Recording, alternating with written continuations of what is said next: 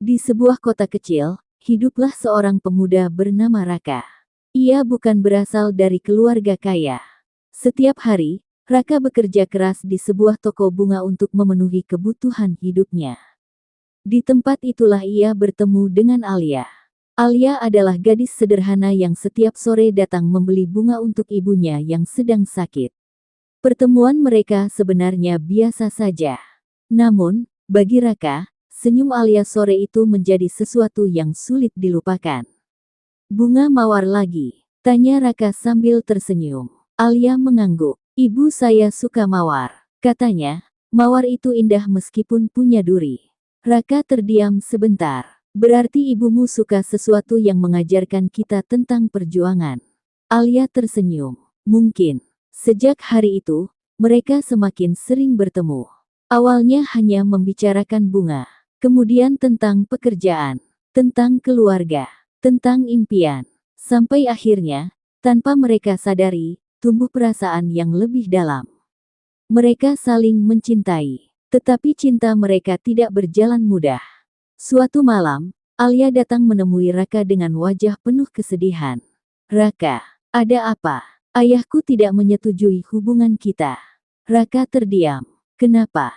"Karena menurut ayah, kamu tidak punya masa depan." Kata-kata itu terasa seperti duri yang menusuk hati Raka. Namun Raka tidak marah. Ia hanya berkata, "Kalau begitu, aku akan membuktikan bahwa aku bisa memberikan masa depan untukmu." Sejak malam itu, Raka bekerja lebih keras. Pagi bekerja di toko bunga. Malam menjadi kurir. Kadang ia hanya tidur beberapa jam. Tangannya mulai kasar. Tubuhnya semakin kurus. Tetapi setiap kali merasa lelah, ia selalu mengingat Alia. Sementara itu, keluarga Alia terus mendesaknya untuk meninggalkan Raka.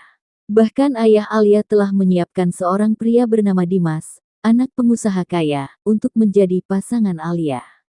Dimas memiliki rumah besar, mobil mewah, dan perusahaan keluarga. Menurut ayah Alia, Dimas adalah pilihan yang jauh lebih baik. Suatu hari, Alia berkata kepada ayahnya, "Cinta bukan tentang seberapa banyak uang yang dimiliki seseorang." Ayahnya menjawab dingin, "Cinta tidak akan membuatmu kenyang, Alia."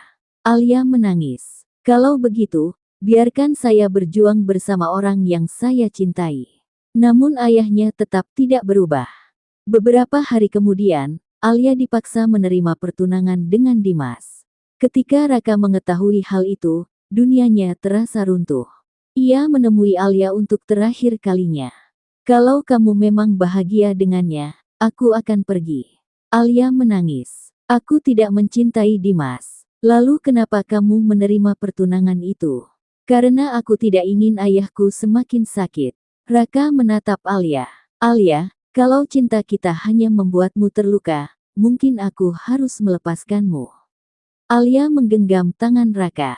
"Jangan pergi." Raka tersenyum sambil menahan air mata. Kadang mencintai seseorang berarti rela pergi agar dia tidak semakin terluka. Hari itu mereka berpisah. Raka pergi meninggalkan kota. Ia membawa sebuah bunga mawar yang pernah diberikan Alia kepadanya. Sementara Alia hanya bisa menangis di balik jendela. Tahun demi tahun berlalu. Raka tidak menyerah. Ia membangun usaha kecil dari nol. Dari menjual bunga di pinggir jalan, ia akhirnya memiliki toko bunga sendiri. Kemudian membuka beberapa cabang. Nama Raka mulai dikenal sebagai pengusaha muda sukses. Namun meskipun hidupnya berubah, hatinya tetap sama. Ia tidak pernah melupakan Alia. Sementara itu, pertunangan Alia dengan Dimas tidak pernah menjadi pernikahan. Karena Alia akhirnya mengetahui bahwa Dimas hanya menginginkan harta keluarganya. Alia membatalkan pertunangan tersebut. Ayah Alia sangat marah. Tetapi beberapa bulan kemudian, kondisi kesehatan ayahnya memburuk. Di rumah sakit, ayah Alia terbaring lemah. Suatu malam, dokter mengatakan bahwa ayah Alia membutuhkan biaya pengobatan yang sangat besar. Alia kebingungan. Ia tidak tahu harus mencari bantuan kepada siapa. Tanpa sepengetahuan Alia, seseorang datang membayar seluruh biaya pengobatan ayahnya. Ketika Alia bertanya kepada pihak rumah sakit, Siapa yang membayar semuanya? Perawat hanya memberikan sebuah kartu. Di kartu itu tertulis, "Semoga ayahmu cepat sembuh." Tidak ada nama. Alia merasa tulisan itu sangat familiar. Ia mencari tahu, dan akhirnya mengetahui bahwa orang yang membayar biaya tersebut adalah Raka. Alia langsung mencarinya. Mereka bertemu kembali di sebuah taman bunga. Raka berdiri di antara ribuan bunga mawar. Alia berlari menghampirinya. "Kenapa kamu masih mau menolong keluargaku setelah semua yang terjadi?" Raka tersenyum. "Karena aku pernah mencintaimu." Alia menatapnya. "Pernah?" Raka terdiam, lalu berkata, "Tidak, sampai sekarang pun aku masih mencintaimu." Air mata Alia jatuh. Raka mengeluarkan sebuah bunga mawar. Namun kali ini ia tidak memberikannya. Ia hanya menggenggamnya erat. "Aku pernah berpikir cinta itu seperti bunga. Indah ketika mekar, tetapi menyakitkan ketika kita menyentuh durinya." Alia menangis. "Lalu sekarang?" Raka tersenyum. "Sekarang aku tahu, cinta bukan tentang menghindari duri." Ia menyerahkan bunga itu kepada Alia. "Cinta adalah tentang menggenggamnya dengan hati-hati, meskipun tangan kita terluka." Alia memeluk Raka.